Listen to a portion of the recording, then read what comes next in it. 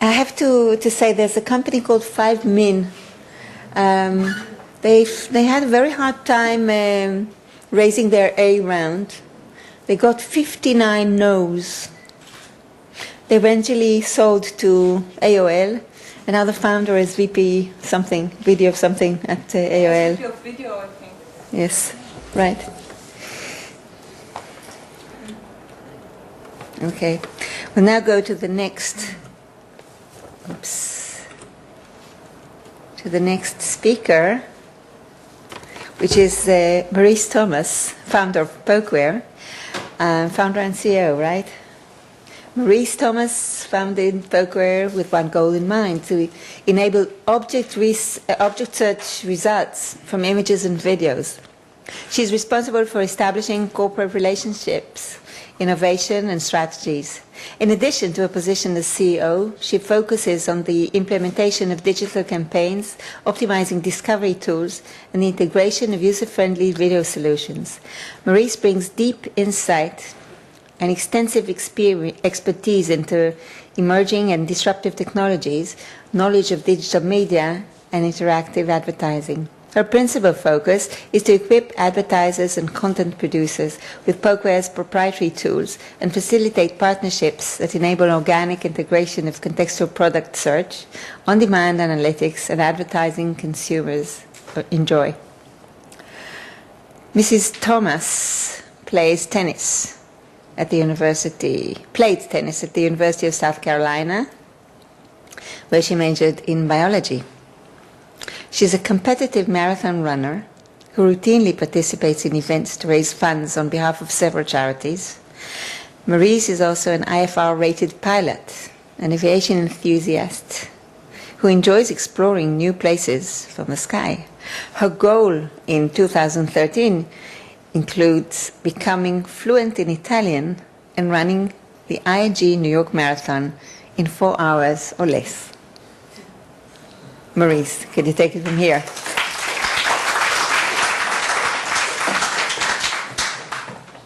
Let's see if it's here. That's it, thanks. Hello. Shalom, Havirim. That's all I know. No, actually, I know a little more. Thank you so much for hosting me this afternoon. I'm sure you guys had a long day. Did anyone have a chance to go to DLD? Yes? How many people in the room have startups or are looking for funding? Hands higher. I want to know who the audience is. And how many people are entrepreneurs who aren't looking for funding but already have companies?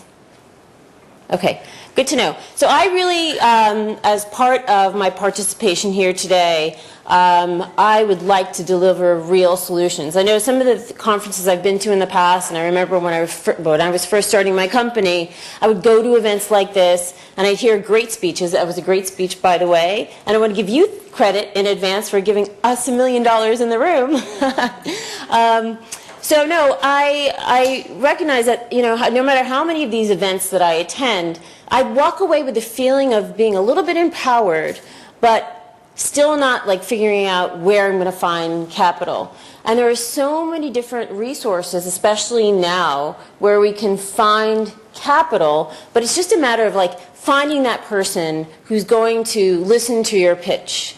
And that's really the hardest part. And for me, I can share with you so many stories that I've experienced personally. Some I have to share because you won't even believe them. And then others where some of my peers had really dramatic experiences during the various stages of capital raising, and things that you want to consider, especially in today's age. So I remember the first time I went out to raise just $100,000 over 10 years ago. And I finally found an investor, just after a few different meetings, a high net worth individual who said, you know what, I've got your $100,000. And I thought to myself, this is great. I got my money, talked to a lawyer, got all of the paperwork together, sent out the paperwork, and I thought like this would happen right away. A month went by, and I got emails from this person's secretary, commitments. After a month and a half, got the signed paperwork, but no check, no wire transfer. I was checking the bank account every day. I made 2 hires, and I thought to myself, what in the world am I going to do right now? I really don't know what I'm going to do.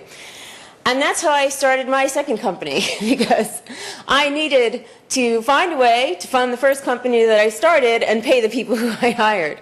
So I went out and started another small company to fund the company that I initially started, and that's how I started getting involved in not only my first startup, but also investing in other companies. So one of the things as an entrepreneur you can take away is that no matter what, you always have to be resourceful. And if you believe that you have a good idea, really pursue that idea. I think all of us who are entrepreneurs, we have one common thread, is that we're persistent. And we believe that whatever our concept or product is, it has legs, right? So we want to make sure that we feed it and find a way to get it off the ground. And that's where the hard part begins. But it's just a small component, but the most critical component in getting a business started, because everything is dependent on the capital that you raise. Now, when you raise that capital, you want to make sure that you're raising capital from not just people who are going to write a check. Because I found someone who was willing to write a check, but it took me almost a year to collect on it. And at that point, I didn't even want the money anymore. You also have to make sure that you're going to be finding capital from people who understand your product and people who are willing to ask those challenging questions that sometimes you don't even ask yourself. And if those people aren't asking you those questions, you may not want to take that money. And I know it's hard to say no, especially when you're first going through those initial rounds of trying to find capital.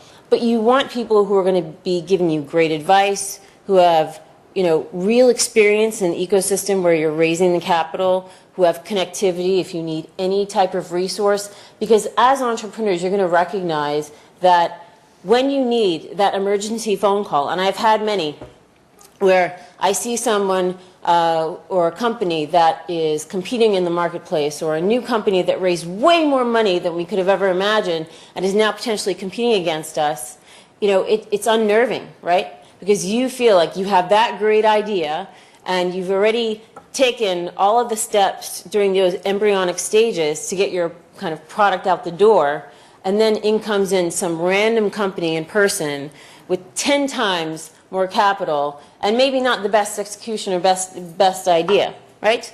So today I would like to walk you through and provide you with some opportunities to connect with people in my Rolodex, who I've talked to all in advance of my arriving here. So whether you're looking for venture capital, if you're looking to crowdsource, if you're looking for high net worth individuals, if you're looking for something that may be government-based, where you're looking for a country or government to co-invest in what you're doing, I hope that I can be helpful, and you're more than welcome to email me. And I'm happy to make introductions to some of the people who I know who are active in this space. And they range from Charles River Ventures to Sequoia to Atomico, which is based in the United Kingdom, to small companies in Ireland now that have set up very kind of like a tax-friendly environment for tech companies who want to work in that area. So, as we're going through these kind of different ways to fund a company, please interrupt me. Just raise your hand, and I'm happy to kind of walk you through where you may be able to find resources that I have on my own, of my own. So, traditional ways to raise capital. I'm sure everyone here has either approached these resources, is trying to find ways to get to venture capitalists or angel investors, incubators, family offices, which is always a great one. If you don't have relationships there, I do. And crowdfunding. I saw Slava Rubin. Do you guys know who Slava is? Anyone in the room? Spoke at my class yesterday. Oh, he did. Okay, he's a friend of mine. I know him through World Economic Forum. We were actually on a panel today this morning at DLD, and he has shared some really interesting stories about how he started his company and how difficult it was to raise capital. And many of us have had those same experiences where we knock on a door, we have a pretty good meeting, and we expect something good to come out of it. And I can tell you, after my first experience raising capital, second worst experience was a person who agreed to meet and loved the product, then had me in New York City running around in a taxi cab from office to office because this person was so busy that they couldn't meet me at the original schedule place. Then said, okay, meet me at this location. Oh, I have to go somewhere else. Meet me in this location. It was insane. I actually couldn't believe I was going through that, but you know what? In the end, it actually blew my mind. I got an investment. So, you know, some of these experiences that I've had in the past, I never would have anticipated. I also remember wanting what I thought at the time, actually, a really great law firm in California to represent my company. And the lead attorney for the firm said, you know what, you're not big enough. I don't really know that much about your product, but from what I see, I don't think it's a good idea, and we're not going to represent you. So I knew what my product was. He never really got a chance to take, you know, a look under the hood, and I really wanted this law firm to represent us. So I booked a motel near the airport and drove an hour to the law office every single day for a week and a half, and sat in the lobby and tried to get a meeting with this guy. And after a week and a half, he said, he was walking out to lunch, and he's like, look, stop coming to my office. I'm not going to take a meeting with you. Just leave. And I said, just give me a few minutes. I promise you, if you just listen to what I have to say, you may change your mind. Half an hour later, he was late to his next meeting, his lunch meeting, and he agreed to represent me on a contingency. So I actually didn't have to pay him anything in the beginning.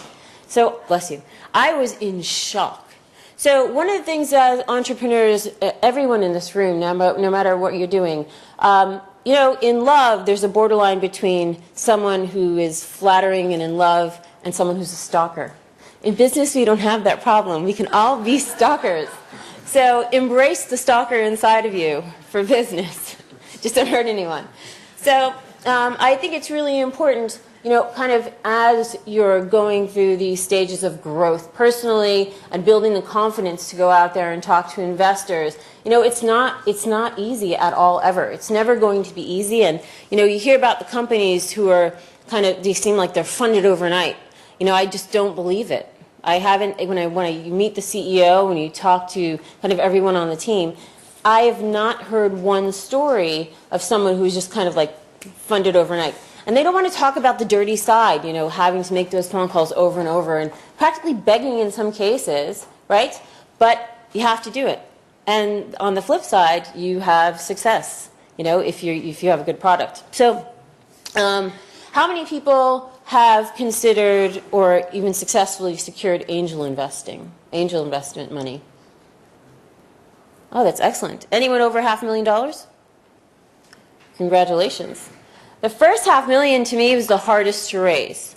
And after you get that past that point, the rest is so much easier.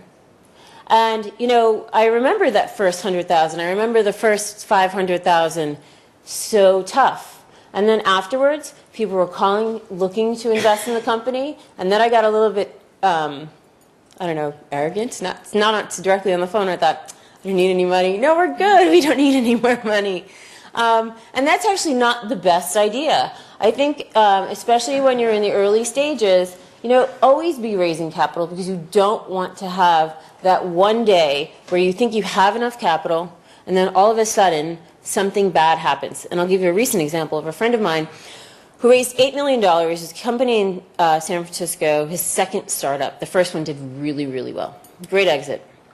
Second one, he said, I just need $8 million. It's enough to get us by. We have a great engineer and a really, really smart team. We have great salespeople, people from my last venture who are joining the company.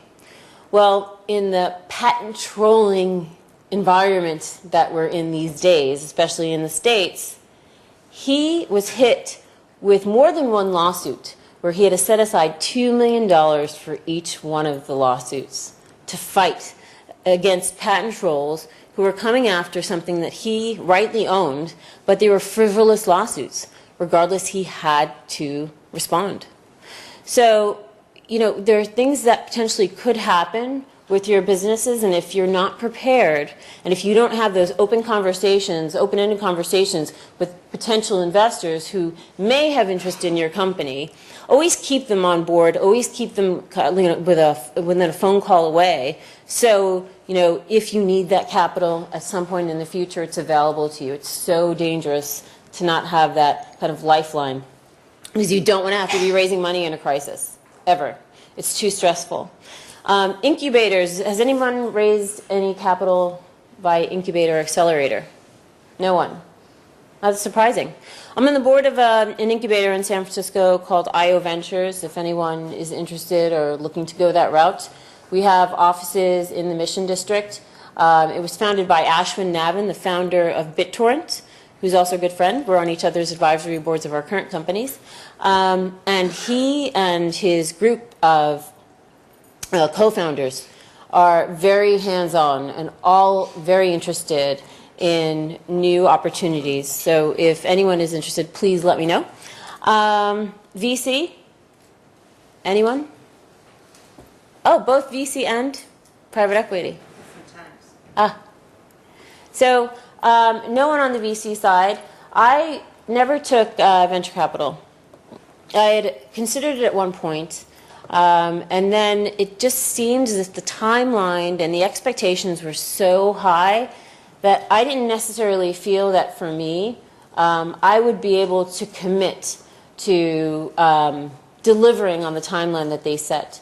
It's very difficult, especially if you have a viable product and you are aware of what's going on in the marketplace, to commit. Especially if you have strong morals and you have fiduciary responsibility and understand what potentially could be the ups and downs in the marketplace, to accept capital from a venture capitalist if you have to commit to a timeline that for you is unreasonable. And in meetings that I've had with venture capital companies where we've really gone far down the line, kind of discussed, what are the expectations here? And what are you looking for? When are you looking for certain things to be delivered? And it really wasn't realistic in consideration of kind of where we were with behavior, organizational inertia from companies that we had to do business with. It made it difficult to make those types of promises. So if you think about, I'll give you an example. If you think about companies like Kodak and Polaroid, and those companies in general, like they have patents, big companies, market caps that are healthy.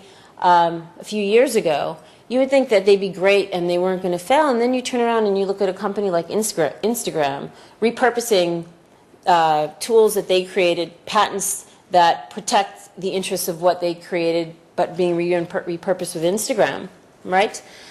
You have to just sit back and wonder, how is it possible that a tiny little startup using IP from another big company can be acquired for $1 billion with no revenue model, with no, outside of a consumer, like a strong user base? How can they be valued so high?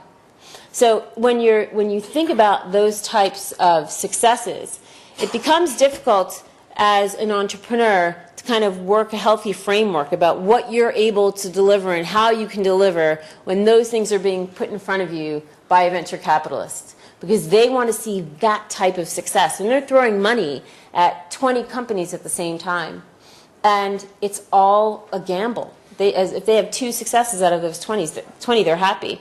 So they're going to push as hard as they can to find the next Instagram. And you may not be on the timeline that they're on, so you don't want to set yourself up for failure. Family offices. Has anyone taken capital from a family office? No? Oh, excellent.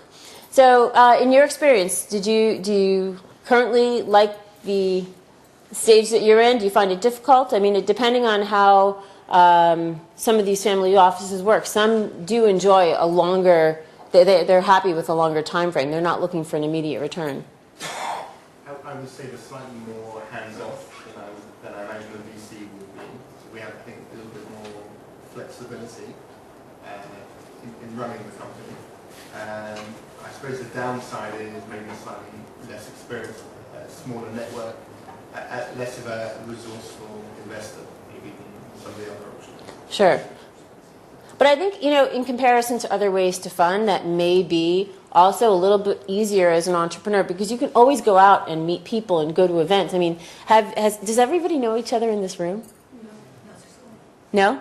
Okay, well, hopefully, as the day progresses, we can kind of like turn to each other and meet the person in front, the back, and to the sides of us because, we're kind of all in this together, and I guarantee we're like 3 degrees of separation or less. And it really is about knowing one another. We can utilize each other's resources. We can find ways to help one another. Certainly today, even when I was at DLD, I met several people who I thought to myself, wow, you would be great for this person. You'd be great for that person. And then people were making recommendations for me. You're out there on your own as an entrepreneur, so you have to go out there with your arsenal at all times and be prepared to network. And then on the crowdfunding side, I love this concept. I know things are going to change in the next couple of years with how crowdfunding is going to be potentially taxed, government involvement. But for right now, it's a really, really cool way to see interesting projects funded, from films to technology products. No one in this room has done that yet, right? Is anyone interested? What is your product? We connect basically toys with games. We have technology that using a regular webcam, we can find the location or orientation of toys in the room, and then we connect them to the game. So basically provide like something similar to Kinect when you're holding a toy in your hand. Okay, cool. So crowdsourcing certainly would make sense, especially if you have a working prototype. That's also something that I've discovered over time makes it so much easier than going to a room and showing a PowerPoint presentation as opposed to a prototype. Investors typically like to see something that's a little bit more far along. And I think now with the free resources that are available, or low-cost resources, from cloud storage to even for what I would call PR in the digital space, using Pinterest and Facebook, these social networking tools can be a huge advantage. So if you can really run a lean startup, especially to create a prototype and find friends who you can pay later, hopefully, and develop something in the short term. So identifying how much money you need, that really is the hardest part. I've seen so many business models, and I love reading business plans. I'm one of the few people. Actually, I love reading the long ones and the short ones because it's always interesting to me to see how people think and how they would interpret the reader's opinion of their product. So, I've read business plans where people put budgets in for travel, which always makes me laugh. I always go to that budget first because I want to see what do you have budgeted for travel and your meetings and conferences, because that's a critical part of being able to take those next steps for partnerships and development. And I remember a woman who had a really, really cool product. And she lived in London, but she was starting her company in the United States, and she budgeted $1,200 a month for travel. And I thought, what planet are you on? That's not going to happen. And she's like, I have miles from my credit card, I have miles from this. I'm like, that's great, but there's no way that that's going to work. So she ended up getting funded. I referred her to someone. She ended up securing a healthy budget for her product. And within the first 6 months, she ran out of money. And most of it was because of travel. She wasn't a U.S. citizen, so she had to travel back and forth. It was a time when Hurricane Sandy had happened. So, everything was messed up for her. And all of her meetings had to be in New York City. So she just blew it because of a natural disaster. And, we touched on this earlier, but when to start fundraising and should you stop? Always be funding. ABF, try to fund, keep those lifelines available to you always. So there's no recipe, I think, ever for success. If there was a recipe for success, we would all be French chefs and very, very rich. So Talent is such a key element, it seems, especially when people are looking to fund a company. They want to see, who your advisors are, who your board members are, who are you connecting with. You don't necessarily have to have, an advisor in place or a board member in place, but maybe someone who has some level of influence who you can call, right? Who can make that last-minute phone call for you. Maybe the CEO of Telefonica or the CEO of Time Warner Cable. Always have those relationships in place so you can make that call to get to whoever it is that you need. And don't be afraid to ask. I mean, when you go to these conferences and you see that person who you may have been reading about for 6 months, for me it was Sir Martin Sorrell. And I remember someone telling me in 2008, this guy emails within 5 minutes of receiving your email. And I thought, no way. There's no chance. So this girl showed me, she's like, I'll email him right now. And it was, he was in Singapore or someplace where, he should have been asleep.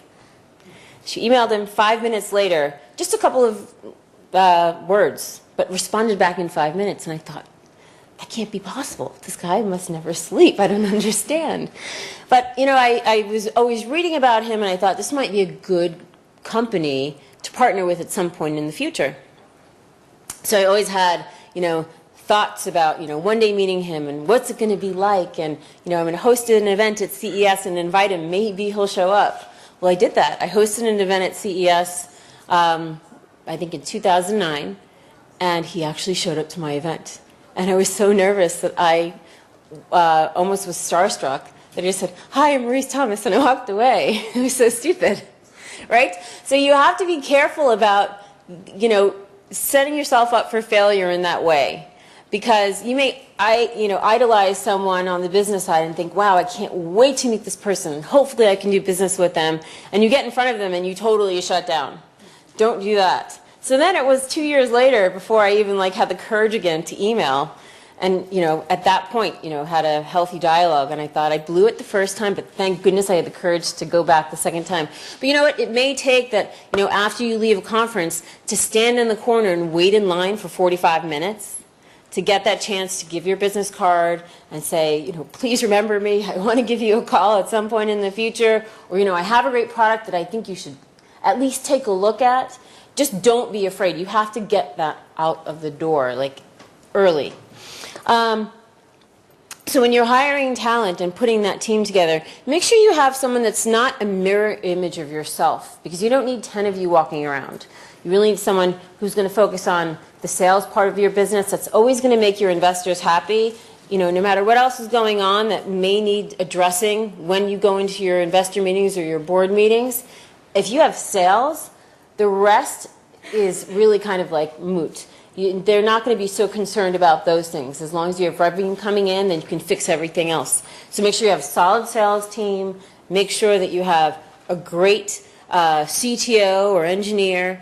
And make sure that you have someone who's focusing on business development. If you have those elements in place, the rest kind of comes naturally, because all of the other resources, especially when it comes to marketing your product, you don't need to hire a PR team the way you did in the past, right? All of those resources are available now. Build your product and continue to innovate if you can, and depending on who you speak to, and it could be a VC, it could be an attorney, it could be an investor, people feel very differently about patents. I filed for my first patent in 1999, and I kind of abandoned the process after filing. I filed for a provisional patent for one concept and methodology and product, and then it started to become so costly that I thought, let me abandon this for a while and pursue it later. Picked it up again later because I had the benefit of the date of filing my first patent, and thankfully kind of technology caught up because I filed for my first patent during dial-up. Technology caught up and I was issued a patent. One thing, before your patent is issued, it's allowed. And I don't know how many people have applied for patents in this room or have gotten a patent, or may not need one. But after your patent's been allowed, you should always wait 3 months before saying anything, because then there's a 3-month window where if a competitor or another company who has a similar idea could go to the patent office and try to contest it. So wait 3 months and wait for it to be issued. But I remember the first day I got my first patent, I couldn't believe it. I was happy the whole day, like nothing could have gone wrong. I mean, I literally had a smile plastered all over my face. Such a great feeling. But you know, I've come across companies, read business plans where people say we're filing for patents or we're going to file a patent. It's a funny thing. I mean, you really have to look at your own business and see if it's worth filing for a patent. But you know, it could be in the overall value of your company, especially if you go to stages where you're going to be partially acquired or wholly acquired. Definitely adds value. And depending on who you speak with, patent attorneys will tell you, or patent litigators will tell you, you know, that this could be an additional revenue stream if there is some level of infringement. And I think if you look at behavior in the marketplace, you can, and this is also one of the data points here, really pay attention to how people are engaging in the marketplace. Because I think there are a lot of great ideas out there right now, but at the same time, behavior is changing. I read a report a few days ago in the Wall Street Journal, 11% of all transactions globally are done from a mobile phone. That's huge. And if we think about all of us in this room who have one or more mobile phones, everyone in this room has a smartphone, right? Okay. So, I mean, that really becomes the center of our universe. I book plane tickets, I ordered, you know, my taxi today on Get Taxi. Thank you, Yossi. I really do everything. I check my calendar. I write my emails. I can't imagine what I wouldn't do. I mean, I really don't need a computer. I carry it sometimes just for the keyboard, but I can really do everything from my mobile phone. So with that, taken into consideration, I think there are companies that built an entire business that doesn't support mobile interactivity. So I think there's certainly opportunity for new companies to kind of go into that space. But if you don't pay attention to what's going on in the marketplace, you're not going to be successful. And you always have to be willing to pivot your position. Because you may think that you have, and you very well may have a fantastic product, and you're going down the road, and you don't want to be that entrepreneur who hits the wall because something else was so disruptive that it changed the way people behave. You want to make sure that you can kind of like go with all of the ebbs and flows and fit into whatever new innovation and behavior is happening. So as you're building your product, if you have the ability to preserve some IP and mark your territory, consider it and make sure you budget for it. Pay attention to the behavior in the marketplace and be willing to make that change, because you don't want to get left behind and then someone else comes in and takes your concept and idea, is willing to move faster, and you're left behind. And focus on sales, which is critical. That's why you're in business. So some of the things that I think overall that help kind of boost the entrepreneur is really having a network of who knows you. I mean, we all know a lot of people. We all know, Bill Gates or John Doerr or John Chambers. But do they know you? And are they willing to, take an extra 15 minutes out of their day, away from their family, away from their business agenda, to want to connect with you? It's so important, because if there comes a point in time where you have, and I have had these happen to me before, a business emergency where you need someone to call, someone who you don't know, right? Something happens. You need to get to Eric Schmidt right away, but you don't know him. One of those people may. And if they know you, they will go out of their way, send an email, make the introduction so that you can address whatever needs to be addressed. And I've had it happen to me before, and I'm so happy that I kept those things in mind, kept those business cards, sent out holiday cards, which you always do as an entrepreneur. And it's a little bit of extra work, but especially for the people who you either admire, you do business with, stay in touch and maintain the friendly side. And this becomes also kind of a social experiment. I think all of us have hobbies that we may or may not share. I love running. I ran earlier today. I'm a little bit tired, so if I pass out on the floor, I just need water. I'm a little dehydrated, but nothing else is wrong. Thank you. But, you know, if I meet a fellow runner who's like been through what it, you know, the pain of preparing for a marathon and actually going through one, has anyone ever run a marathon? How awesome is it to cross that freaking finish line? It's like nothing else in the world, right? So, like, I automatically, when I hear that, I'm like, I want to meet these people because you understand, like, the same experience. And we do that in our office in New York. Everyone runs the New York Marathon. So we don't have this, like, competitive environment of who moved my cheese or one person, like, not liking each other because we're so tired by the time we arrive in the office, our ankles are swollen, we need ice, that we have this really unique camaraderie that doesn't exist anywhere else. So try to find that connective thread between fellow entrepreneurs. I also love aviation. Is anybody an aviation enthusiast? Because if you are, are you a pilot? Okay, single engine? Single engine? Yes. So same. So again, these are things where, as an entrepreneur, they help build those relationships. So one of the things that I always tell entrepreneurs, something that my dad told me, learn 2 new things a year. Because it actually is going to help take away from, like, the things that you have to think about all the time from work, like take your mind off of it, and set these personal goals for yourself so you don't become so entrenched in your daily routine. You're always focused on, this is the person I have to call, I have to send this email. You know, I go to sleep at night sometimes, even now when I try not to. You know, I go to sleep at night thinking, oh my goodness, I have 5 things to do. I should have done them, but I'm too tired to even lift my head. And many of you, I'm sure, have gone to bed with your computer in your lap, and you're like, and then you just fall asleep, right? So I think that, and at least in my experience, and I really believe in this, if you take the time to learn 2 new things a year, it actually helps your performance overall and look at things in a totally different way and connect with people in a totally different way, and it makes you so much more personally happy. So you don't need any self-help books, you don't have to go on a special diet plan. You'll be so much happier if you take away that. That's the only thing that you take away from me today. Take that with you. And feel free to email me at maryse.thomas@pokewar.com.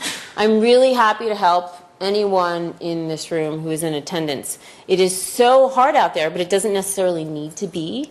So hopefully I can help make things easier. And I'm taking that water.